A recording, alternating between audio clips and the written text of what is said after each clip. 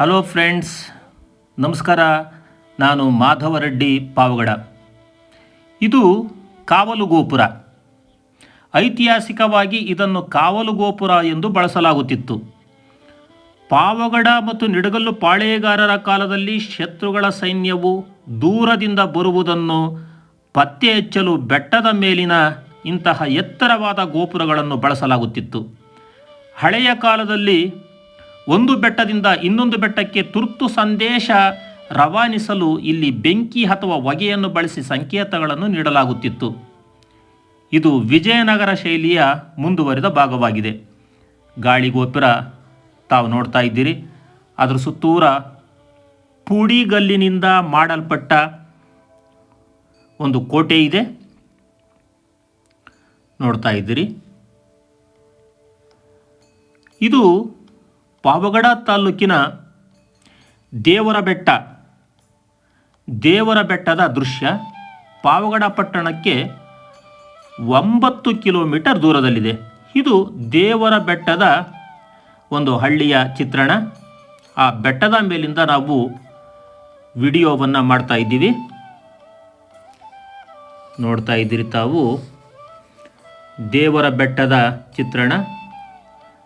ಇದು ಆ ದೇವರ ಬೆಟ್ಟದ ಮುಂಭಾಗದಲ್ಲಿ ಬರ್ತಕ್ಕಂಥ ಚಿಕ್ಕ ಒಂದು ಗುಟ್ಟೆ, ಅದು ಅಲ್ಲೇ ಪಕ್ಕದಲ್ಲೇ ಇದೆ. ಹೊಲಗದ್ದೆಗಳು, ಸುಂದರವಾದ ಹಚ್ಚ ಹಸಿರಿನಿಂದ ಕೂಡಿರ್ತಕ್ಕಂಥ ಗಿಡ ಮರಗಳು. ಆ ಕೆಳಗಡೆ ಟಾರ್ ರಸ್ತೆ ಕಾಣಿಸ್ತಾ ಇದೆ ನೋಡ್ರಿ, ಅದು ಪಾವಗಡಕ್ಕೆ ಹೋಗ್ತಕ್ಕಂಥ ರಸ್ತೆ. ತೋಟ ತುಡಿಕೆ, ಮುಂದೆ ಒಂದು ಬೆಟ್ಟ ಕಾಣಿಸ್ತಾ ಇದೆ. ಇದು ದವಡ ಬೆಟ್ಟ. ನಾವೀಗ ಶೂಟ್ ಮಾಡ್ತಾ ಇರೋದು, ಇಷ್ಟೊತ್ತು ಹೇಳ್ತಾ ಇರೋದು ದೇವರ ಬೆಟ್ಟ. ಅದರ ಎದುರಿಗೆ ಇರತಕ್ಕಂಥದ್ದು ದವಡ ಬೆಟ್ಟ. ಮತ್ತು ಹೊಲಗದ್ದೆಗಳು, ಗಿಡ ಮರಗಳು ತಾವು ವೀಕ್ಷಣೆ ಮಾಡ್ತಾ ಇದ್ದೀರಿ.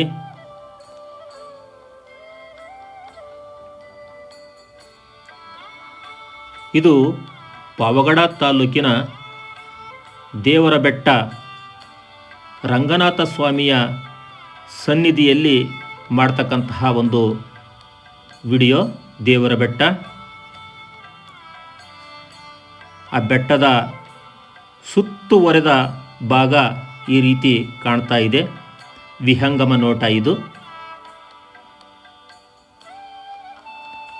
ಪುಡಿಗಲ್ಲಿನಿಂದ ಮಾಡಲ್ಪಟ್ಟ ಕೋಟೆ ಇದು.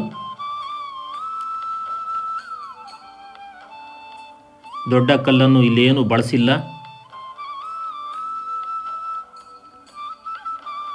ಆ ಮೇಲ್ಭಾಗದಿಂದ ನಾವು ವಿಡಿಯೋ ಮಾಡಿದ್ದೀವಿ. ಕೆಳಭಾಗದಲ್ಲಿ ಇದೆಲ್ಲ ಕಾಣಿಸ್ತಾ ಇದೆ. ಭಾಳ ದೂರದ ಊರುಗಳು, ಮನೆಗಳು ಎಲ್ಲವೂ ಕಾಣಿಸ್ತಾ ಇದ್ದಾವೆ.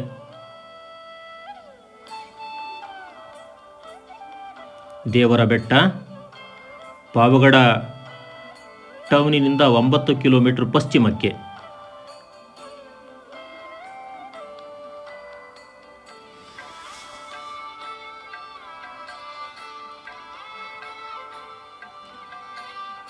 ಇಲ್ಲಿ ಬೆಟ್ಟದ ಮೇಲೆ ರಂಗನಾಥ ಸ್ವಾಮಿಯ ಪಾದದ ಗುರುತುಗಳು ಇದ್ದಾವೆ ಅಂತಂದು ಜನಪದರು ಹೇಳ್ತಾರೆ. ನಾವು ವಿಡಿಯೋ ಮಾಡಬೇಕಾದ್ರೆ ಆ ಪಾದದ ಗುರುತುಗಳು ಕಾಣಲಿಲ್ಲ ನಮಗೆ. ಸ್ಥಳೀಯರು ಈ ರಂಗನಾಥ ಸ್ವಾಮಿಯನ್ನು ತಿರುಪತಿ ತಿಮ್ಮಪ್ಪನ ಅಂಶವೆಂದು ಪರಿಗಣಿಸುತ್ತಾರೆ. ತಿರುಪತಿಗೆ ಹೋಗಲಾರದವರು ಇಲ್ಲಿಗೆ ಬಂದು ಹರಕೆ ತೀರಿಸುವ ಸಂಪ್ರದಾಯವೂ ಇದೆ. ಈ ಎದುರಿಗೆ ಕಾಣಿಸ್ತಕ್ಕಂತಹ ಒಂದು ಬೆಟ್ಟ ಮುಗದಾಳ ಬೆಟ್ಟ. ಇದು ದೇವರ ಬೆಟ್ಟಕ್ಕೆ ಎಡಭಾಗದಲ್ಲಿರ್ತಕ್ಕಂಥದ್ದು ಮುಗದಾಳ ಬೆಟ್ಟ, ಬಲಭಾಗಕ್ಕೆ ಇರ್ತಕ್ಕಂಥದ್ದು ದವಡ ಬೆಟ್ಟ.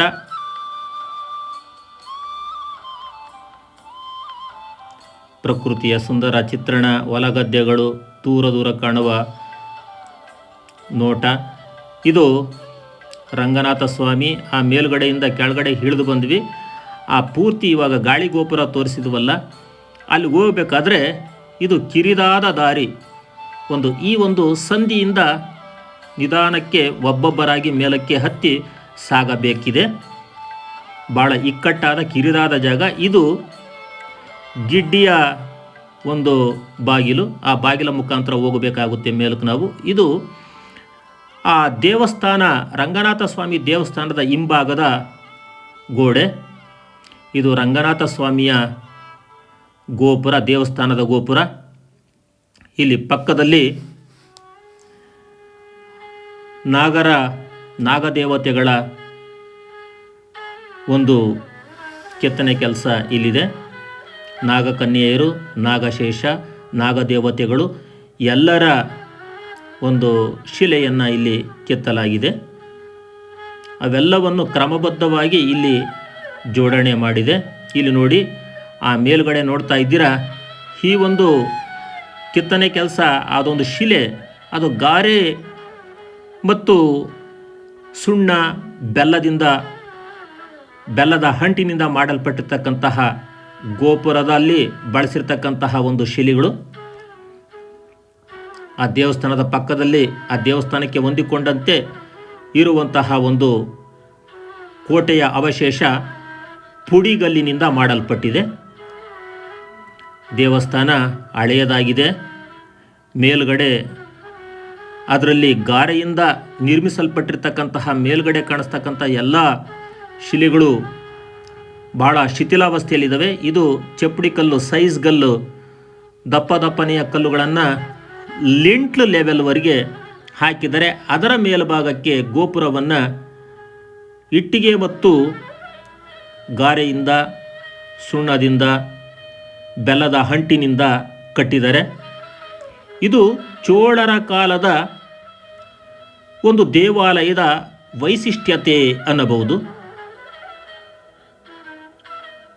ನೋಡ್ತಾ ಇದ್ದೀರಿ ತಾವು ಯಾವ ರೀತಿ ಗಾರೆಯಲ್ಲಿ ಅವರು ಈ ಕೆತ್ತನೆ ಕೆಲಸವನ್ನು, ಶಿಲೆಗಳನ್ನು ಮಾಡಿದ್ದಾರೆ ಅಂತಂದು. ದೇವಸ್ಥಾನ ಸಂಪೂರ್ಣವಾಗಿ ಹಳೆದಾಗೋಗ್ಬಿಟ್ಟಿದೆ, ತುಂಬಾ ಹಳೆದಾಗಿದೆ. ಇದಕ್ಕೆ ಸ್ವಲ್ಪ ರಿಪೇರಿಯ ಅಗತ್ಯತೆ ಇದೆ. ಹಳೇ ಕಾಲದ ದೇವಸ್ಥಾನ.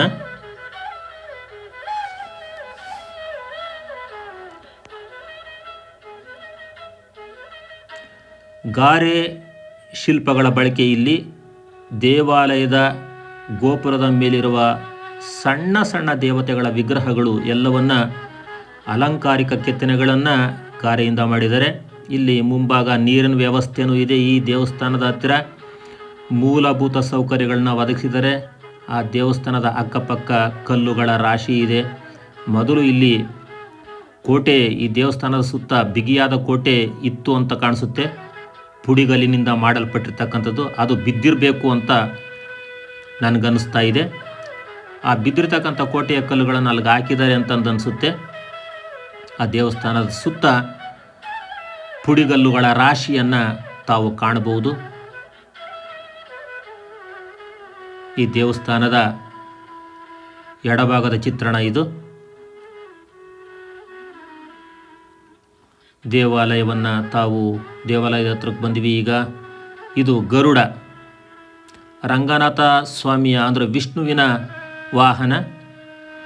ಇದು ರಂಗನಾಥ ಸ್ವಾಮಿಯ ವಿಗ್ರಹ. ಗರ್ಭಗುಡಿಯಲ್ಲಿ ಇರ್ತಕ್ಕಂತಹ ವಿಗ್ರಹ ಶ್ರೀ ಲಕ್ಷ್ಮೀ ರಂಗನಾಥ ಸ್ವಾಮಿ ಅವರ ಒಂದು ವಿಗ್ರಹ. ಹುಟ್ಟುಗಲ್ಲಿನಿಂದ ಮಾಡಲ್ಪಟ್ಟಿದೆ ಅಂತಂದು ಕೆಲವರು ಹೇಳ್ತಾರೆ. ಅಲ್ಲಿ ಹೂವಿನ ಅಲಂಕಾರ ಮಾಡಿದ್ದಕ್ಕೆ ಅಲ್ಲಿ ನಮ್ಗೆ ಅದು ಸರಿಯಾಗಿ ಗೋಚರಿಸಲಿಲ್ಲ. ಪಕ್ಕದಲ್ಲೇ ಮುಂಭಾಗದಲ್ಲಿ ಬಲಭಾಗದಲ್ಲಿ ಗಣಪತಿ ಚಿಕ್ಕ ವಿಗ್ರಹವನ್ನು ತಾವು ವೀಕ್ಷಣೆ ಮಾಡಿದ್ರಿ. ಹಾಗೆಯೇ ಸ್ವಲ್ಪ ಹೊರಭಾಗಕ್ಕೆ ಬಂದಾಗ, ಗರ್ಭಗುಡಿಯಿಂದ ಹೊರಭಾಗಕ್ಕೆ ಬಂದಾಗ ಆ ದೇವಾಲಯದ ಎಡಭಾಗದಲ್ಲಿ ಲಕ್ಷ್ಮೀ ದೇವಸ್ಥಾನ. ಇದು ಲಕ್ಷ್ಮೀ ಮಾತಾ ದೇವಸ್ಥಾನ. ಶ್ರೀ ಲಕ್ಷ್ಮಿಯವರು ವೀರಾಜಮಾನವಾಗಿ ಒಡವೆ ವಸ್ತ್ರಗಳನ್ನು ತೊಟ್ಟು ಪದ್ಮಾಸನದಲ್ಲಿ ಕುಳಿತಿರ್ತಕ್ಕಂತಹ ಒಂದು ಬಂಕಿಯನ್ನು ತಾವು ನೋಡ್ತಾ ಇದ್ದೀರಿ. ಇದು ದೇವಾಲಯ. ಅಲ್ಲೇ ಲಕ್ಷ್ಮೀ ಅಮ್ಮನವರ ದೇವಾಲಯದ ಪಕ್ಕದಲ್ಲೇ ಇಲ್ಲಿ ದೇವತೆಗಳು ಲಕ್ಷ್ಮೀ ರಂಗನಾಥನನ್ನು ಪ್ರಾರ್ಥನೆ ಮಾಡುತ್ತಾ ಕುಳಿತಿರುವಂತಹ ದೃಶ್ಯ. ಲಕ್ಷ್ಮೀ ರಂಗನಾಥ ಸ್ವಾಮಿಯನ್ನು ಪ್ರಾರ್ಥನೆ ಮಾಡುತ್ತಾ ಕುಳಿತಿರ್ತಕ್ಕಂತಹ ದೇವತೆಗಳ ಕೆತ್ತನೆಯ ಕೆಲಸ, ಕೆತ್ತಿರ್ತಕ್ಕಂಥ ಒಂದು ಕೆಲಸವನ್ನು ತಾವು ನೋಡ್ತಾ ಇದ್ದೀರಿ. ಇದು ದೇವಸ್ಥಾನದ ಒಳಭಾಗದಲ್ಲಿ ಕೆಲವು ಶ್ಲೋಕಗಳನ್ನ ಬರೆದಿದ್ದಾರೆ, ನೋಡ್ತಾ ಇದ್ದೀರಿ. ಆ ಪಿಲ್ಲರ್ಸ್, ಕಂಬದ ಮೇಲೆ ಕೆತ್ತನೆ ಕೆಲಸ, ಕಲ್ಲಿನಿಂದ ಮಾಡಲ್ಪಟ್ಟಂತಹ ದೇವಾಲಯ. ಒಳಭಾಗದಲ್ಲಿ ಲಿಂಟ್ಲ್ ಲೆವೆಲ್ವರೆಗೂ ಕಲ್ಲಿದೆ, ನೋಡ್ತಾ ಇದ್ರಿ. ಮೇಲ್ಛಾವಣಿ ಕೂಡ ಕಲ್ಲಿನಿಂದಲೇ ಮಾಡಲ್ಪಟ್ಟಿದೆ.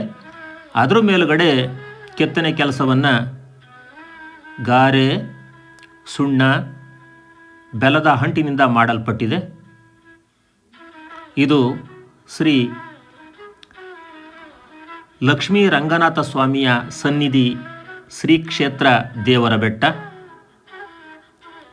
ಈ ದೇವಸ್ಥಾನದ ಎಡಬಲಕ್ಕೆ ತಾವು ದ್ವಾರಪಾಲಕರನ್ನು ಕಾಣಬಹುದು. ಗರ್ಭಗುಡಿಯ ಎಡಬಲ ದ್ವಾರಪಾಲಕರು ಇರತಕ್ಕಂತಹ ಒಂದು ಈ ಚಿಹ್ನ ಸಂಕೇತ ಚೋಳರ ಕಾಲದ ಒಂದು ಇತಿಹಾಸವನ್ನು ತಿಳಿಸುತ್ತೆ. ಇದು ಚೋಳರ ಕಾಲದ್ದು ಅಂತಂದು ನಾವಾದರೂ ಅಧ್ಯಯನದಲ್ಲಿ ತಿಳ್ಕೊಂಡಿರ್ತಕ್ಕಂತಹ ವಿಚಾರ. ರಂಗನಾಥ ಸ್ವಾಮಿಯ ಸನ್ನಿಧಿ ಹೊರಗಡೆ ಆ ಎಡಭಾಗದಲ್ಲಿ ವೀರಾಂಜನೇಯನ ಚಿತ್ರವನ್ನು ತಾವು ನೋಡ್ತಾ ಇದ್ದೀರಿ. ವೀರಾಂಜನೇಯನ ಚಿತ್ರ, ಆ ದೇವಸ್ಥಾನದ ಮುಂಭಾಗದಲ್ಲಿ ವೀರಾಂಜನೇಯನ ಚಿತ್ರ ಮತ್ತು ಇತರೆ ಚಿಕ್ಕ ಚಿಕ್ಕ ವಿಗ್ರಹಗಳು, ಆಮೇಲಿದ್ದ ನಾಗಶೇಷ, ನಾಗದೇವತೆಗಳ ಒಂದು ವಿಗ್ರಹಗಳು ಎಲ್ಲವನ್ನೂ ನೋಡ್ತಾ ಇದ್ದೀರಿ. ಆ ದೇವಸ್ಥಾನದ ಮುಂಭಾಗದಲ್ಲಿ ದೀಪದ ಕಂಬಗಳು 3, ಅದರ ಮಧ್ಯದಲ್ಲಿ ಧ್ವಜಕಂಬ ಎಲ್ಲವನ್ನೂ ವೀಕ್ಷಣೆ ಮಾಡ್ತಾ ಇದ್ರಿ. ತುಳಸಿ ಕಟ್ಟೆ ಎಡಭಾಗದಲ್ಲಿರ್ತಕ್ಕಂಥದ್ದು, ಅದು ಇತ್ತೀಚಿನ ದಿನದಲ್ಲಿ ಕಟ್ಟಲ್ಪಟ್ಟಿರ್ತಕ್ಕಂಥದ್ದು ಎಲ್ಲವನ್ನೂ ನೋಡ್ತಾ ಇದ್ದೀರಿ ತಾವು. ಈ ಒಂದು ಶಂಕುಚಕ್ರ ಇದೆ ನೋಡ್ರಿ. ಇಲ್ಲಿ ದೀಪದ ಕಂಬದ ಮೇಲೆ ಆಂಜನೇಯನ ವಿಗ್ರಹ, ಧ್ವಜದ ಕಂಬದ ಮೇಲೆ ಕೆಲವು ಕೆತ್ತನೆ ಕೆಲಸ ಎಲ್ಲವನ್ನೂ ತಾವು ವೀಕ್ಷಣೆ ಮಾಡ್ತಾ ಇದ್ದೀರಿ ವೀಕ್ಷಕರೇ. ರಂಗನಾಥನ ಸನ್ನಿಧಿ ದೇವರ ಬೆಟ್ಟ ಪಾವಗಡ ಪಟ್ಟಣದ ಪಶ್ಚಿಮಕ್ಕೆ 9 ಕಿಲೋಮೀಟರ್ ದೂರದಲ್ಲಿ ಇದು ಇದೆ. ನೋಡ್ತಾ ಇದ್ದೀರಿ ಆಂಜನೇಯನ ವಿಗ್ರಹ, ದೇವಸ್ಥಾನ ಎಲ್ಲವನ್ನೂ ನೋಡ್ತಾ ಇದ್ದೀರಿ. ಅಲ್ಲಿ ಬರೆದಿದ್ದಾರೆ ನೋಡ್ರಿ, ಶ್ರೀ ಲಕ್ಷ್ಮೀ ರಂಗನಾಥ ಸ್ವಾಮಿ ಪ್ರಸನ್ನ. ಇದು ಲಕ್ಷ್ಮೀ ರಂಗನಾಥ ಸ್ವಾಮಿಯ ಸನ್ನಿಧಿ ದೇವಾಲಯ. ಇಲ್ಲಿಗೆ ಬರಬೇಕಾದ್ರೆ, ಕೆಳಗಡೆಯಿಂದ ಬರಬೇಕಾದ್ರೆ ಈ ಮೆಟ್ಟಿಲನ್ನ ಬಳಸಿ ಮೇಲ್ಗಡಿಕೆ ಹತ್ತು ಬರಬೇಕಾಗುತ್ತೆ. ಇಲ್ಲಿ ಮೆಟ್ಟಿಲುಗಳ ವ್ಯವಸ್ಥೆ ಇದೆ. ಇನ್ನೊಂದು ಭಾಗದಿಂದ ಆ ದೇವರ ಬೆಟ್ಟ ಊರಿನಿಂದ ನೇರವಾಗಿ ಶಾರ್ಟ್ ಕಟ್ಟಾಗಿ ಬರ್ತಕ್ಕಂಥ ಒಂದು ಇದು ದಾರಿ. ಸ್ವಲ್ಪ ಇಲ್ಲಿ ಕಡಿದಾಗಿದೆ, ಹತ್ತಿ ಬರ್ಬೋದು. ಇದು 2ನೇ ಮಾರ್ಗ. ಕೆಳಗಡೆ ಊರು ಕಾಣಿಸ್ತಾ ಇದೆ ನೋಡಿ, ಇಲ್ಲಿ ಸ್ಟ್ರೈಟ್ ಕೆಳಗಡೆಯಿಂದ ಮೇಲ್ಗಡೆ ಬರ್ಬೋದು. ಇದು ಶಾರ್ಟ್ ಕಟ್ಟು ಬೆಟ್ಟವನ್ನು ಹತ್ತೋದಕ್ಕೆ. ಇಲ್ಲೂ ಸಮೇತ ಹತ್ತಿ ಬರ್ಬೋದು.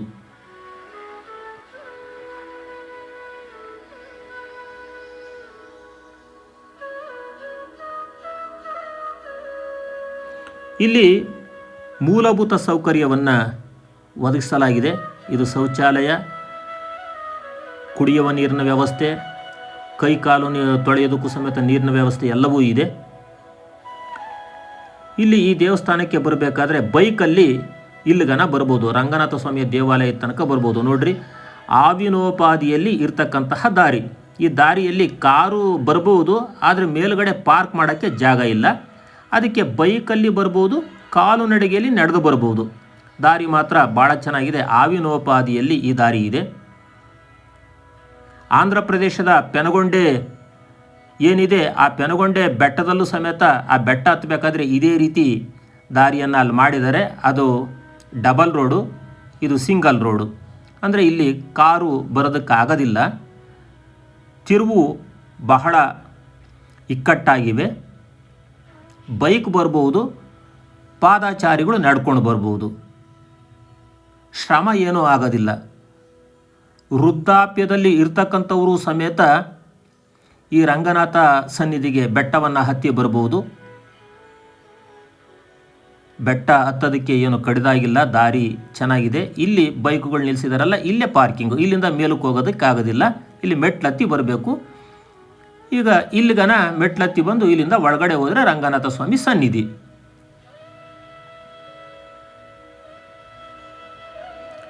ಇದು ಆ ಮೇನ್ ರೋಡಿಂದ ಬರ್ತಕ್ಕಂಥ ದಾರಿ. ಈಗ ಬೈಕು ಹೋಗ್ತಾಯಿದ್ರು, ಬೆಟ್ಟ ಹತ್ತೋದಕ್ಕೆ ಹೋಗ್ತಾಯಿದ್ದಾರೆ ನೋಡ್ರಿ. ಮೇನ್ ರೋಡು ಇದು ಪಾವಗಡ ಪಟ್ಟಣದಿಂದ ದೇವಲಕೆರೆ ಕಡೆಗೆ ಹೋಗ್ತಿರ್ತಕ್ಕಂಥ ರಸ್ತೆ ಇದು. ಆ ಮುಂದ್ಗಡೆ ಕಾಣಿಸ್ತಕ್ಕಂಥದ್ದೇ ಮುಗ್ದಾಳ್ ಬೆಟ್ಟ. ಆ ಮುಗ್ದಾಳ್ ಬೆಟ್ಟ ಮಾರ್ಗವಾಗಿ ದೇವಲಕೆರೆಗೆ ಹೋಗುತ್ತೆ ಈ ರೋಡು. ಅದಾದಮೇಲೆ ಇಲ್ಲಿ ಆ ಊರಲ್ಲೇ ಇನ್ನೊಂದು ದೇವಾಲಯ, ಆ ಬೆಟ್ಟಕ್ಕೆ, ರಂಗನಾಥ ಸ್ವಾಮಿಯ ಬೆಟ್ಟಕ್ಕೆ ಹೊಂದಿಕೊಂಡಂತೆ ನರಸಿಂಹಸ್ವಾಮಿಯ ದೇವಾಲಯ ಇದು. ಇದು ನರಸಿಂಹಸ್ವಾಮಿ ವಿಗ್ರಹ. ಇದು ಕಲ್ಲಿನ ಗುಡಿಯೋಪಾದಿಯಲ್ಲಿದೆ. ಬಹಳ ಚಿಕ್ಕ ದೇವಾಲಯ ಇದು. ಆ ಬೆಟ್ಟಕ್ಕೆ ಹೊಂದಿಕೊಂಡಂತೆ ಇದೆ, ಅದರ ಬುಡದಲ್ಲಿದೆ, ಬೆಟ್ಟದ ಬುಡದಲ್ಲಿದೆ. ಈ ಕೆಳಗೆ ಕಾಣಿಸ್ತಕ್ಕಂಥದ್ದೇ ಊರು. ಈ ಊರ ಹೆಸರೇ ದೇವರ ಬೆಟ್ಟ. ಅದಾದಮೇಲೆ ಆ ಊರಿನಲ್ಲಿ ಆ ಬೆಟ್ಟದ ಬಲಭಾಗಕ್ಕೆ ಮಾರಮ್ಮನ ದೇವಾಲಯ ಇದು. ಮಾರಮ್ಮನ ದೇವಾಲಯವನ್ನು ತಾವು ನೋಡ್ತಾ ಇದ್ದೀರಿ.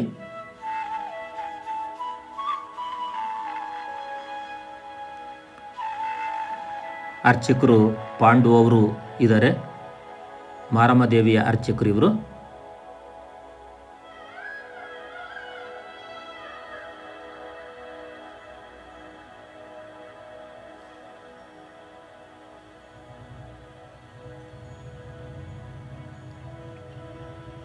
ಇದು ಸಮೇತ ಹಳೆ ಕಾಲದ ದೇವಾಲಯ ಅಂತ ಕಾಣಿಸುತ್ತೆ. ದೇವರ ಬೆಟ್ಟ ಪಾವಗಡ ಪಟ್ಟಣದ ಪಶ್ಚಿಮಕ್ಕೆ 9 ಕಿಲೋಮೀಟರ್ ದೂರದಲ್ಲಿ. ಎಲ್ಲರಿಗೂ ನಮಸ್ಕಾರ.